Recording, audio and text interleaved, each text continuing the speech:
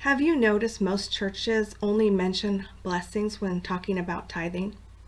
As if the only way to be blessed is to tithe.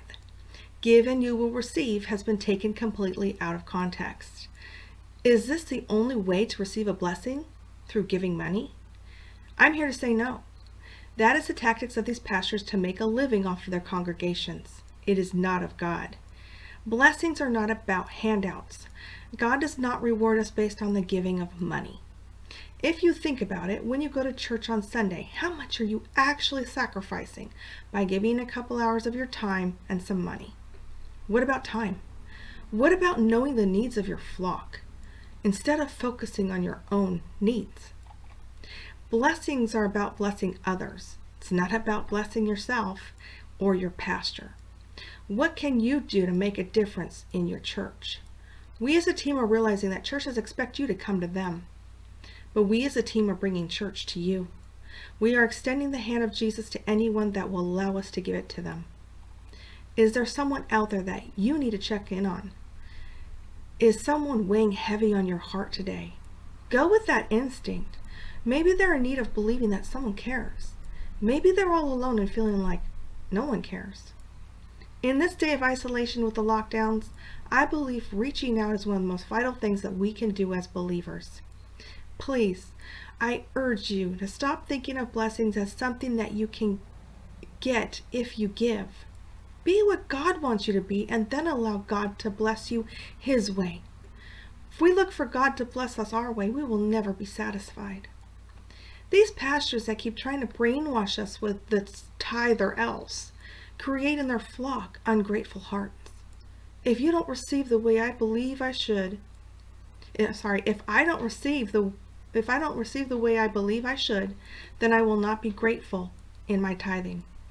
Instead of looking at blessings as what can God do for me, look at it as what can I do for God?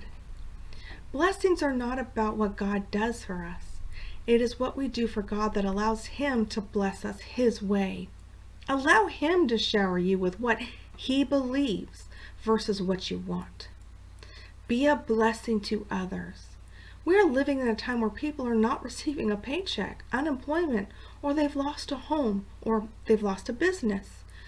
Helping others in need is what Jesus did numerous times in the Bible. He also helped people realize how to be grateful for what they have. If you have a home, a job, a business, or a working car, be grateful. If you have a good family, friends, and a church home, appreciate those things. You may find that you are richer than you thought. Maybe starting with a grateful prayer to God right now can mend some of those thoughts of not having enough. One of the things I used to do is have a card ministry. How many people love getting cards in the mail? How many people are forgotten about for Christmas or for birthdays? How many people just need a little pick-me-up for the loss of a loved one or for a sickness that has been tough? It doesn't take much to make someone feel as special as Jesus makes us as believers feel. I've had relationships with people who have felt that I wasn't grateful for their help because I didn't show them gratitude the way they were expecting. It actually takes away from a blessing that was meant to take place. That is not the way God wants us to operate in extending blessings.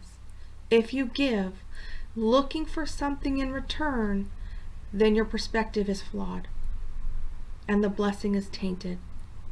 Think about what you can do this week to help someone in need without looking for something in return. Just your presence in their life could be enough to help them keep going. You may have just prevented someone from taking their own life because you were there. That is a blessing in itself for both parties.